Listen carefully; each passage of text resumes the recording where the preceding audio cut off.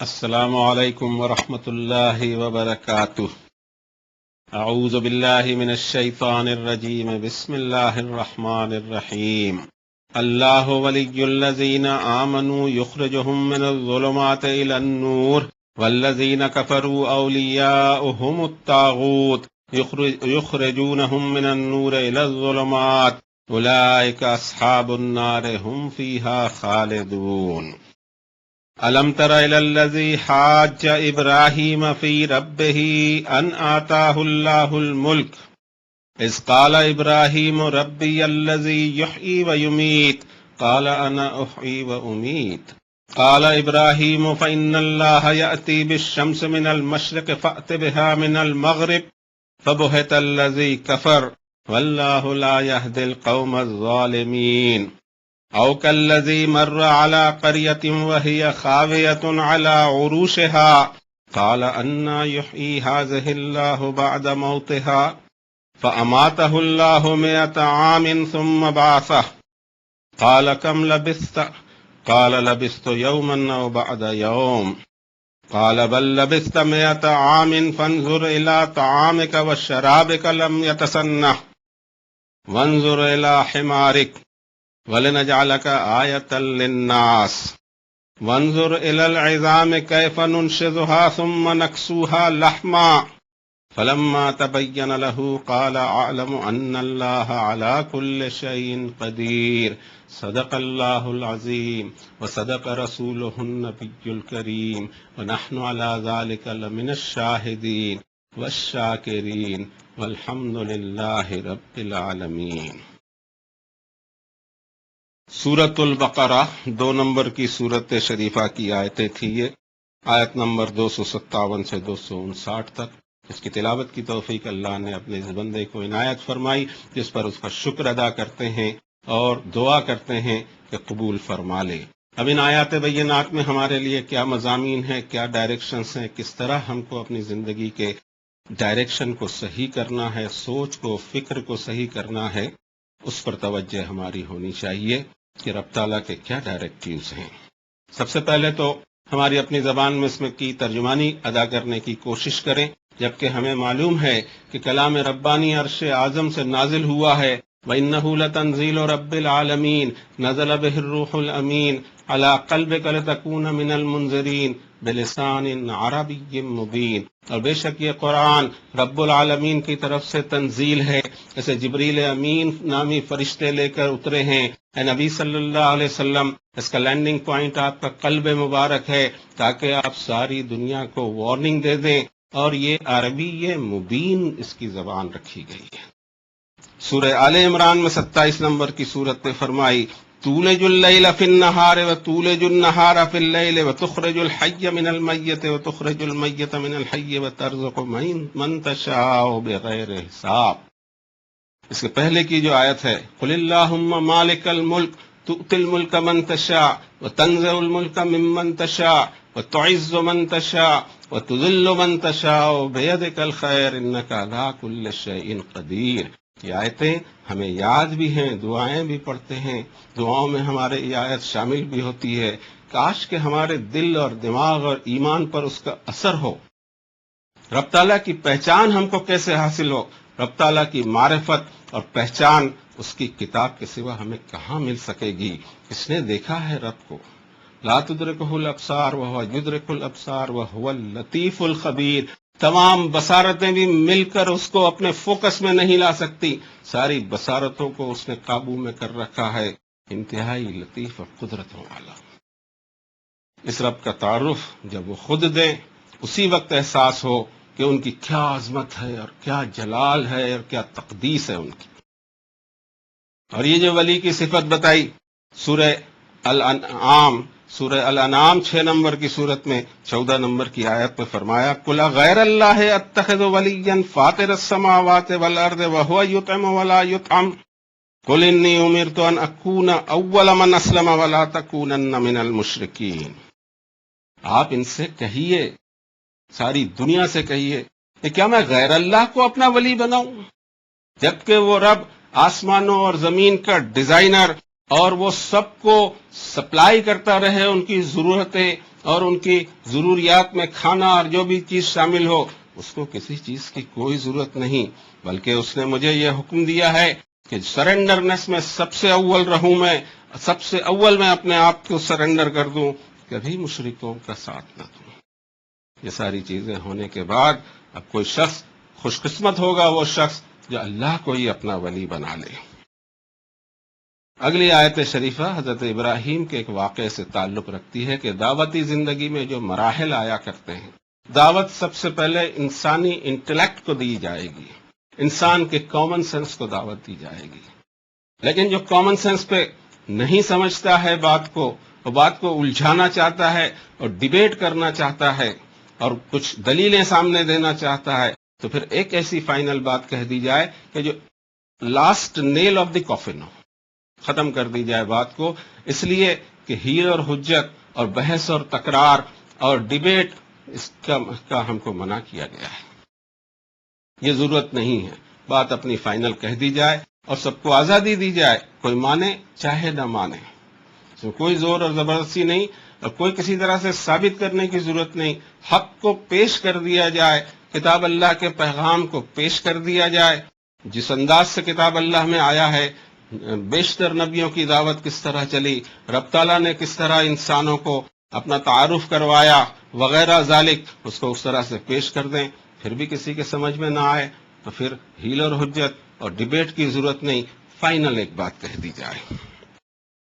فرمایا رب تعالیٰ نے الم تر الی الذی حاج ابراہیم فی ربہ ان آتاہ اللہ الملک، اس آدمی کے حال پہ غور نہیں کیا آپ نے جس نے حضرت ابراہیم سے ان کے رب کے تعلق سے آرگومنٹ کیے، ڈیبیٹ کرنے کی کوشش کی، حالانکہ اللہ نے اس کو بادشاہت دی تھی۔ اس نے خود یہ نہیں سوچا کہ کوئی بادشاہ بن کے وہ پیدا نہیں ہوا تھا، اس کو اپنی تخلیق یاد نہیں رہی۔ بار بار اللہ تعالیٰ انسان کو اس کی تخلیق یاد دلاتے ہیں تاکہ انسان سائز میں رہے، اس میں تکبر نہیں آئے، وہ اپنی اصلیت کو پہچانے۔ بار بار اس کا ذکر قرآن شریف میں ہے کہ کس طرح انسان کی تخلیق ہوئی ہے، چاہے وہ اس کی سماجی حیثیت کچھ بھی ہو، چاہے وہ وقت کا بادشاہ ہو، چاہے وہ کسی سپر پاور کا پریسیڈنٹ ہو، کبھی اپنی پیدائش پہ غور کر لے اور کبھی اپنی موت پہ غور کر لے تو اس کے عقل ٹھکانے آ جائے گی، اس کا تکبر اس سے دور ہو جائے گا اور وہ ایک صحیح انسان بننے کی کوشش میں لگے گا۔ کیا آپ نے غور کیا اس شخص پر جس نے حضرت ابراہیم سے ان کے رب کے تعلق سے آرگومنٹ کرنے لگا جبکہ اللہ نے اس کو بادشاہت دی تھی؟ حضرت ابراہیم نے اپنے دعوتی پیغام میں فرمایا کہ ربی الذی یحیی و یمیت، میرا رب تو وہ جو حیات بھی دے اور موت کو بھی ڈیل کرے، اسی کے ہاتھ میں موت، اسی کے ہاتھ میں حیات، وہ حیات دے تو اس چیز میں حیات پائی جائے، چاہے چھوٹا سا سیل کیوں نہ ہو، چاہے چھوٹا سا کوئی حشرات الارض میں سے کیڑا کیوں نہ ہو، چیونٹی کیوں نہ ہو، چاہے قوی الجثہ جانور کیوں نہ ہو، حیات دینے والا وہ چیز میں سے حیات نکال لے، حیات نہیں ڈالی جا سکتی۔ لیکن اس کا بھی معاملہ عجیب تھا اس شخص کا، قال انا احیی و امیت، شاید لوگوں کے فیصلے کرتا ہوگا اسی طرح، کسی کو سزا دے، کسی کو چھوڑ دیا کرے، اور اس تکبر میں وہ سمجھتا تھا کہ حیات اور موت کو میں ڈیل کرتا ہوں، جبکہ حقیقت تو یہ ہے کہ نحن قدرنا بینکم الموت وما نحن بمسبوقین، تمہاری تقدیر میں نے موت لکھ دی ہے اور تم مجھے تھکا نہیں سکو گے۔ کون شخص ایسا ہوگا جو یہ سوچے گا کہ اس کو موت نہیں آئے گی؟ یہ دنیا کا سب سے بڑا سچ ہے، حالانکہ سب سے بڑا سچ کائنات کا اللہ کی ذات اور اس کے واحد ہونا اور اس کی توحید اور اس کی وحدانیت ہے۔ لوگ مانا نہیں کرتے، مگر یہ موت ایک ایسی شے ہے کہ دنیا کا ہر شخص، کچھ پاگل خانے میں کوئی لوگ ہوں تو بات الگ ہے، ہر شخص یہ مانتا ہے کہ موت ہے، اس کا انکار نہیں اور اس سے فرار بھی نہیں، یہ بھی لوگوں کو معلوم ہے۔ لیکن ان کی بات کچھ اور ہوگی۔ اس طرح کے آدمیوں کو، اس طرح کے لوگوں کو کیسے ڈیل کرنی چاہیے، رب تعالیٰ نے ہمیں بتایا حضرت ابراہیم کے حوالے سے، قال ابراہیم فإن اللہ یأتی بالشمس من المشرق فأت بها من المغرب فبہت الذی کفر واللہ لا یہدی القوم الظالمین۔ حضرت ابراہیم نے آرگومنٹ نہیں کیے، فائنل ایک دلیل اس کو دے دی کہ میرا رب مشرق سے سورج کو لاتا ہے، تو مغرب سے لا کے بتا دے۔ مبہوت رہ گیا، وہ ڈم فاؤنڈیڈ، بھونچکا رہ گیا، وہ شخص جو نافرمانی والی باتیں کر رہا تھا یا نافرمان تھا. اور اللہ اس طرح کے گنہگار لوگوں کو، ظالم لوگوں کو ہدایت نہیں دیا کرتا. ہدایت بڑی سمپل چیز ہے اگر ہمارا ریسیور صحیح ہو، ہمارا اینٹینا صحیح ہو. اینٹینا صحیح ہوگا، نشریات تو اس دنیا میں موجود ہیں. اللہ کی وحدانیت کا تذکرہ اور ثبوت اس دنیا کی ہر شے، چاہے چھوٹی ہو چاہے بڑی ہو، صرف اس دنیا کی نہیں، دکھائی دینے والی ہم کو جو کائنات ہے، ہمارے سامنے جو کائنات دکھائی دیتی ہے، کدھر بھی دیکھیں، دائیں دیکھیں، بائیں دیکھیں، اوپر دیکھیں، نیچے دیکھیں، اللہ کی قدرت کے مظاہر ہر جگہ دکھائی دیتے ہیں. ہر شے چیخ چیخ کر یہ دعوت دیتی ہے کہ ایک ہی رب نے اس کو تخلیق کی ہے، ایک ہی رب ڈیل کر رہا ہے، حیات کو بھی اور موت کو بھی. لیکن یہ چھوٹی سی بات نہیں سمجھ میں آتی.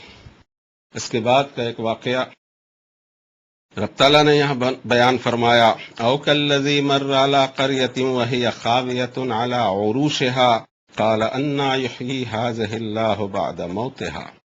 پھر اس شخص کے حال پر غور کیے، واقعے پر غور کیا جس کا گزر ہوا ایک ایسی آبادی پر جو اپنے چھت کے بل آندھی پڑی تھی. اللہ کے عذاب آتے ہیں قوموں پر، اور پھر یہ سلسلہ بھی چلتے رہتا ہے. بعض قومیں ایک دم ڈیڈ ہو جاتی ہیں اخلاقی طور سے اور معاشی طور سے، بعض قوموں کو اللہ تعالیٰ ابھارتا ہے. اس طرح کا سلسلہ اس دنیا میں چلتے رہتا ہے. وَتِلْكَ الْأَيَّامُ نُدَاوِلُهَا بَيْنَ النَّاسِ. یہ واقعہ بائبل میں بھی ملتا ہے، اور اس میں بھی کئی ایسی دوسری بھی روایتیں ہم کو ملتی ہیں ببلیکل سورسز سے، اور اس میں کئی نام آتے ہیں، اس میں اختلاف بھی ہے. لیکن ہم اس واقعے کو اس کی فیس ویلیو پر دیکھیں گے کہ اس شخص نے یہ سوچا کہ کس طرح اللہ تعالیٰ موت کے بعد زندگی دیا کرتا ہے.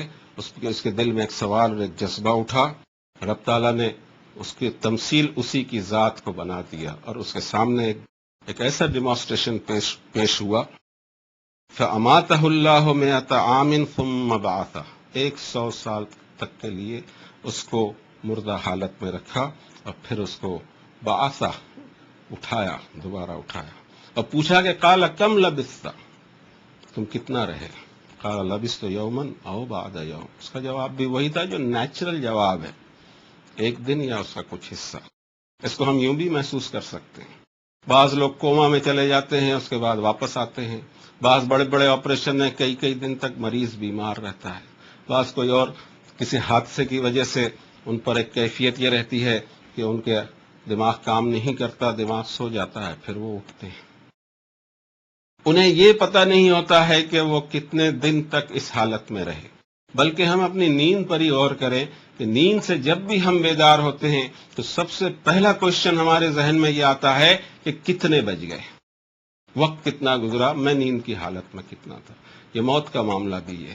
آخرت میں جب ساری انسانیت کھڑی ہوگی، چاہے کوئی شخص قیامت کے دن سے 2 لاکھ سال پہلے انتقال ہوا ہوگا، قیامت کے دن اس کا احساس یہ ہوگا کہ ایک دن یا دن کا کچھ حصہ میں اس کنڈیشن میں رہا. اس ٹائم کا جو پورا فیکٹر ہے، اس پر کبھی انشاءاللہ وہ آیتیں آئیں گی تو بات ہوگی کہ ٹائم کو سٹاپ کر دیتا ہے اللہ. اس پر اس وقت بات نہیں کہہ سکیں گے کیونکہ بڑی سائنسی باتیں ہیں، ڈیٹا فیگرز مجھے دینا ہوگا، اور اس وقت وہ حاضر نہیں ہے، نہ اس وقت یہ بات کرنے کی ہم کو وقت اجازت دیتا ہے. ٹائم فیکٹر رک جاتا ہے. اس لیے ہم نے ایک سادی سی مثال دے دی، بے ہوشی کی حالت ہو یا نیند کی حالت ہو، ہمیں یہ پتہ نہیں رہتا کہ ہم کتنے دیر رہے. اور اگر دیکھے نہیں، ہم کیلنڈر نہ ہو سامنے یا کسی سے پوچھیں اور وہ بتائے نہیں، تب تک ہم کو احساس نہیں ہو سکتا کہ کتنی دیر تک یا کتنے دنوں تک ہم بے ہوشی کی کیفیت یا نیند کی کیفیت میں رہے. اس کا بھی معاملہ یہی بنا. رب تعالیٰ نے اس کو کہا قال بل لبثت 100 عام، تم 100 سال تک اس حال میں رہے. اور اگر تمہیں یقین نہیں آتا تو نظر اٹھا کے دیکھو، فانظر الی طعامک و شرابک لم یتسنہ.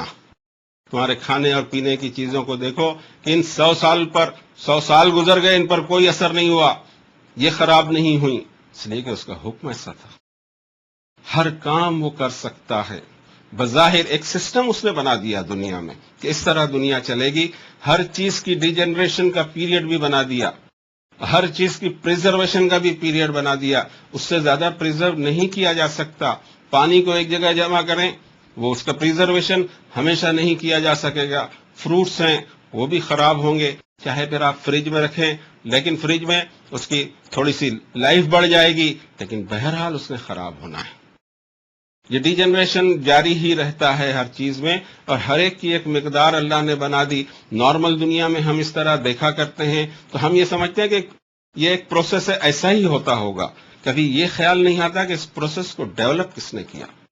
وہ اناج جو ہم کھیتوں سے لے کر آتے ہیں وہ سال بھر تک کے ہمارے پاس رہ سکتا ہے حفاظت سے، لیکن اس اناج کو ہی جب ہم پکا لیتے ہیں، کھانے کے لائق ہو جاتا ہے، تو پھر اس کی پریزرویشن کا ٹائم کم ہو جاتا ہے. اس کو استعمال کر لیں اتنے ٹائم میں، ورنہ وہ خراب ہوگا.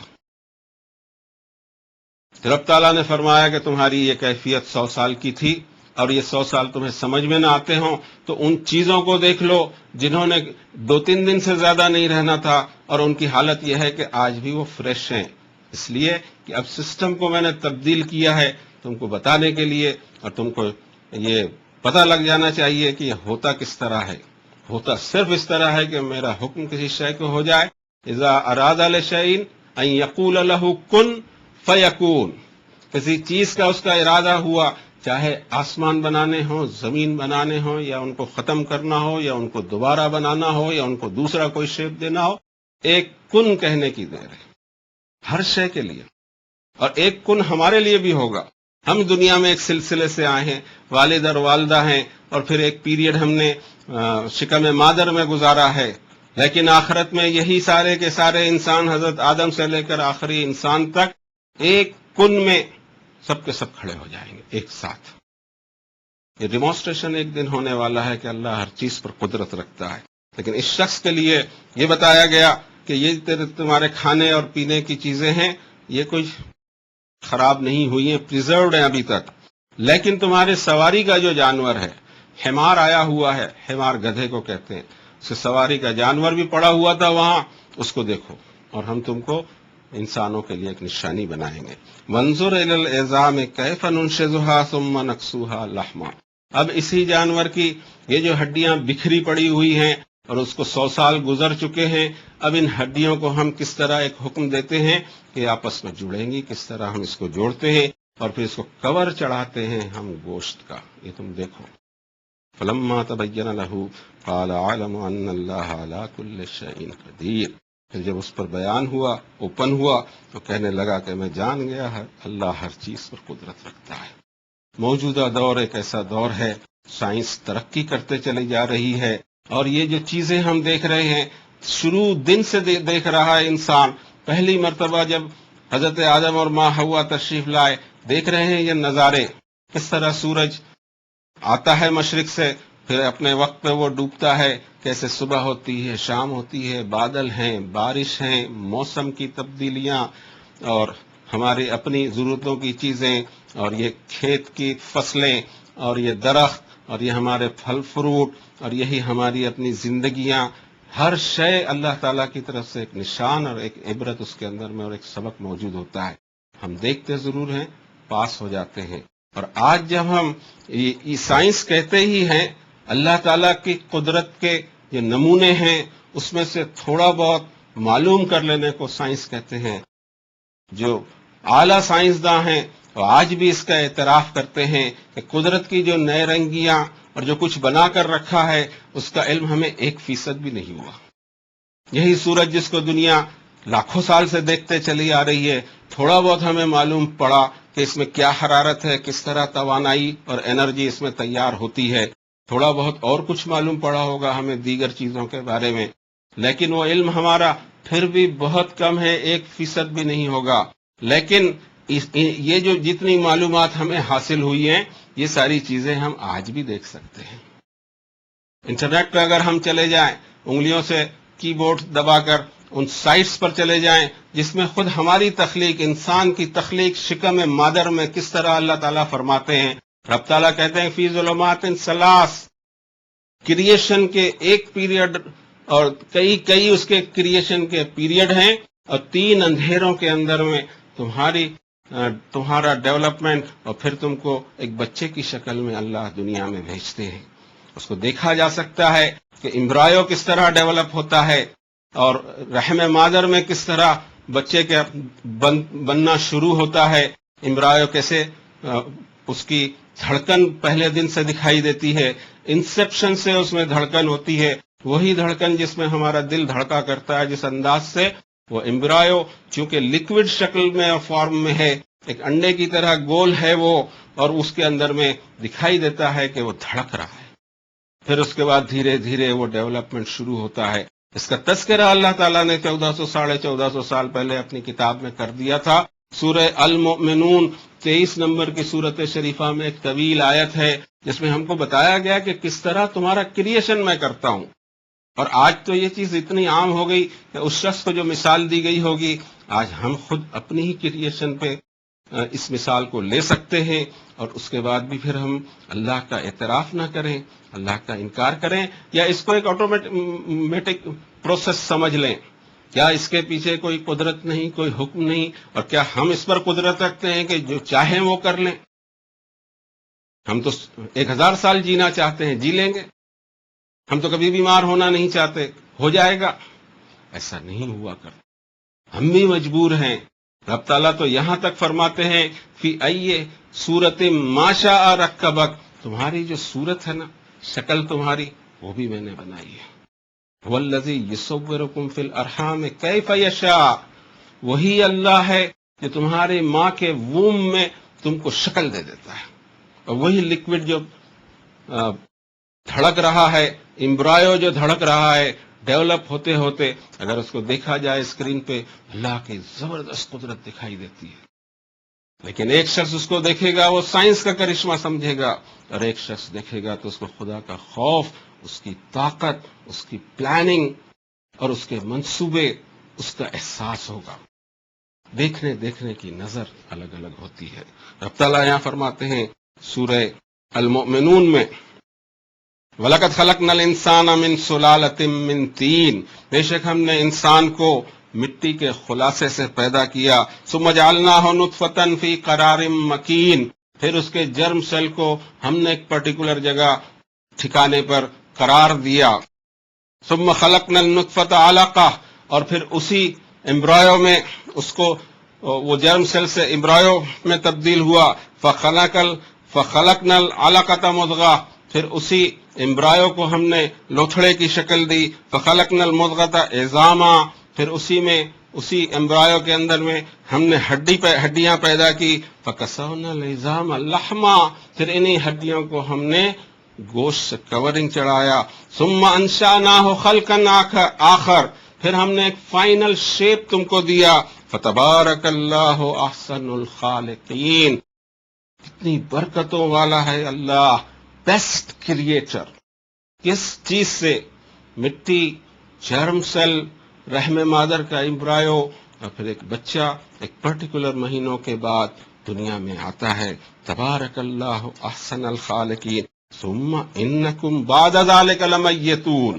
سائنس اب یہ بات نہیں کہے گی، سائنس یہ ساری چیزیں بتا دے گی، انٹرنیٹ پر جا کے ہم سارا نظارہ دیکھ سکتے ہیں، لیکن اس کے بعد کی شے وہ سائنس بتائے گی جو آخرت کی سائنس ہے۔ ثم انکم بعد ذلک لمیتون، پھر اس کے بعد تم ایک دن موت کی کیفیت میں جاؤ گے، مرو گے تم، موت آئے گی تمہیں۔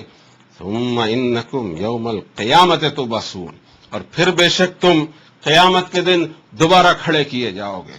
پھر کیا ہوگا تمہارے ساتھ، اس کو خیال رکھنا۔ فَأَمَّا مَنْ ثَقُلَتْ مَوَازِينُهُ فَهُوَ فِي عِيشَةٍ رَاضِيَةٍ وَأَمَّا مَنْ خَفَّتْ مَوَازِينُهُ فَأُمُّهُ هَاوِيَةٌ۔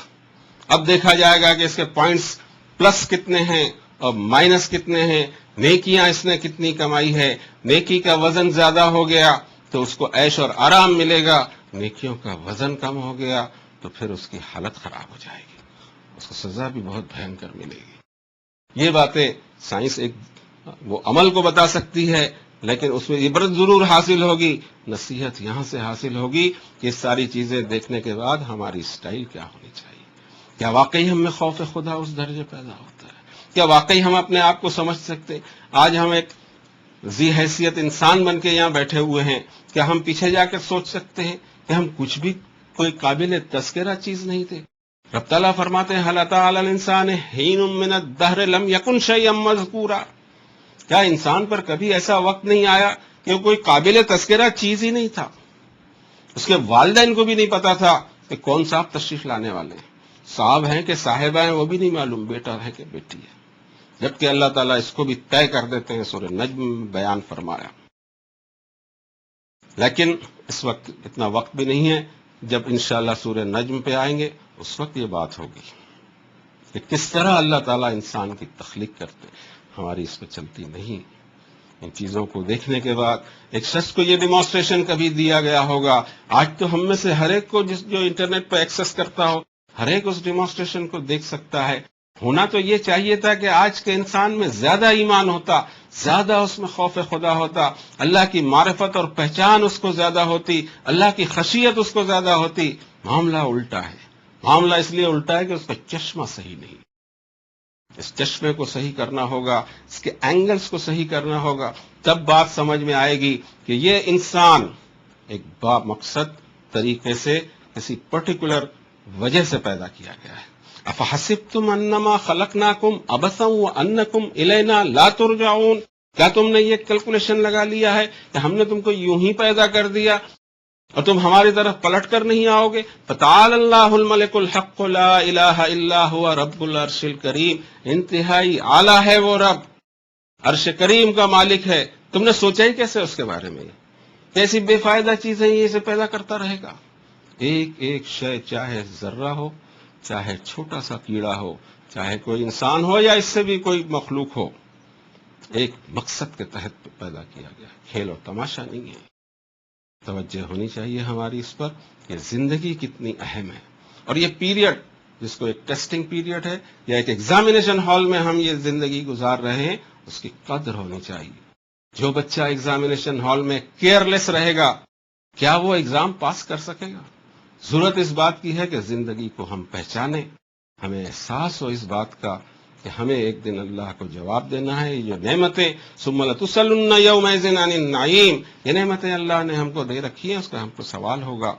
اللہ کرے کہ اس طرف ہماری توجہ ہو۔ وصلی اللہ علی النبی الکریم۔